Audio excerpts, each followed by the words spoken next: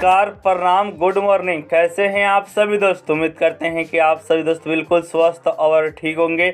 आ गए हैं फिर से एक और वीडियो लेकर, और इस वीडियो में आप सभी दोस्त जानने वाले हैं भोजपुरी के ग्लोबल ट्रेंडिंग स्टार जी के रील्स वीडियो जी के बारे में। ठीक है, और यह रील्स वीडियो अभी जो गाना रिलीज हुआ है खेसारी लाल यादव जी का कि तोहरे चलते कमाए ऐनी, जी हाँ दोस्तों, उसी गाने पे यह रील्स वीडियो बनाया गया है, जिसमें आप देख पा रहे होंगे भोजपुरी के global trending star Khesari Lal Yadav ji है, उनका साथ में यामिनी सिंह जी है और राइटर अखिलेश कश्यप जी। जी हाँ दोस्तों, आप सभी दोस्तों को यह तीनों की जोड़ी कैसा लग रहा है नीचे कमेंट कर अपनी राय बता सकते हैं।